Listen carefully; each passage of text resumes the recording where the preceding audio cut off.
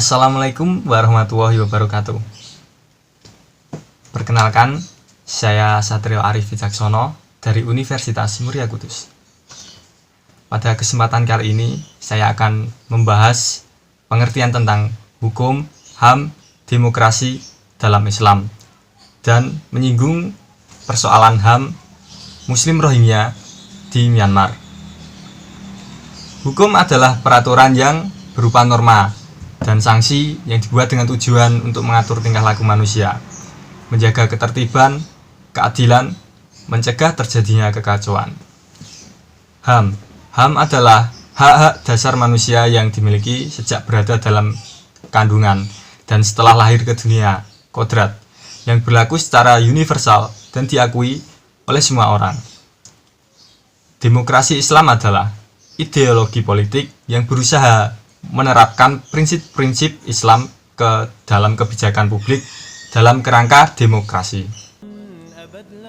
Tentang masalah HAM Muslim Rohingya, konflik yang terjadi di Myanmar antara agama Islam dan Buddha berdampak jangka panjang bagi etnis Rohingya yang beragama Islam.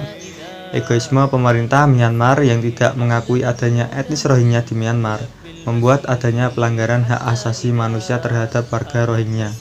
Etnis Rohingya yang merupakan salah satu etnis di Myanmar tidak diakui kewarganegaraannya hingga dilakukan tindakan kekerasan dan diskriminasi. Tindakan tersebut seperti pembunuhan, pemerkosaan, pembakaran tempat tinggal, penganiayaan, dan penindasan. Akibat dari berbagai tindakan ini mengakibatkan warga Rohingya mengalami luka hingga akhirnya meninggal dunia. Tercatat bahwa tahun 2017 jumlah korban yang meninggal adalah 13.759 jiwa, termasuk anak-anak. Berdasarkan jumlah korban dan berbagai tindakan pelanggaran hak asasi manusia, maka tindakan tersebut masuk dalam kejahatan genosida. Tindakan demi tindakan kekerasan diluncurkan kepada etnis Rohingya sehingga timbul rasa tidak nyaman yang mengharuskan etnis Rohingya harus mengungsi ke beberapa negara seperti Bangladesh, Indonesia, Malaysia, dan Thailand.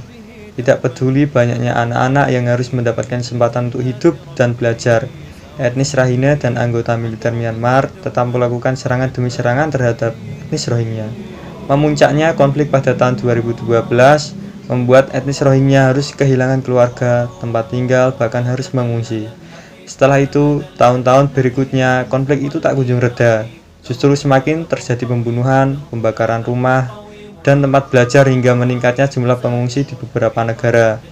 Jumlah korban yang terus meningkat, maka konflik etnis yang terjadi di Myanmar masuk dalam kejahatan genosida, di mana ada tindakan untuk memusnahkan etnis Rohingya dari Myanmar dengan cara membunuh, membantai hingga tidak mengakui etnis Rohingya sebagai warga negara Myanmar. Setidaknya, dari perspektif Islam, jelas setidaknya ada dua hal yang perlu dicatat. Pertama, jelas bahwa ada umat Islam yang dalam jumlah besar menjadi korban penindasan bahkan pembantaian. Kedua, pihak yang membantai secara tegas menyebut bahwa yang menjadi target adalah Muslim. Ini adalah terlepas dari apakah ada motif lain atau tidak. Setidaknya, dari perspektif Islam, jelas setidaknya ada dua hal yang perlu dicatat. Pertama, jelas bahwa ada umat Islam yang dalam jumlah besar menjadi korban penindasan, bahkan pembantaian. Kedua, pihak yang membantai secara tegas menyebut bahwa yang menjadi target adalah Muslim. Ini adalah terlepas dari apakah ada motif lain atau tidak. Karena itulah, dalam perspektif Islam, tidaklah aneh bila narasi keislaman berkembang hingga ke wilayah-wilayah lain. Pada waktu sebagian umat Islam sedang menghadapi jihad fisabilillah di suatu wilayah, maka umat Islam di wilayah lain harus membantu. Tentunya bantuan ini adalah sesuai kemaslahatan dan tidak boleh membuat keadaan lebih runyam. Misalnya, baiknya mengirimkan donasi dan bantuan kemanusiaan atau menampung pengungsi atau maju berdiplomasi.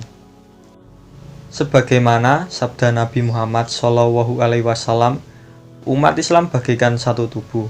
Bila satu bagian terasa sakit, maka seluruh tubuh ikut merasakannya. Karena itu, sangatlah wajar dan masuk akal apabila umat Islam meneriakan solidaritas bernuansa Islami sebagai respon terhadap masalah Rohingya. Itulah sedikit pembahasan saya mengenai pelanggaran HAM Muslim Rohingya. Apabila ada kata yang kurang berkenan atau ucapan saya yang salah, saya mohon maaf. Wassalamualaikum warahmatullahi wabarakatuh.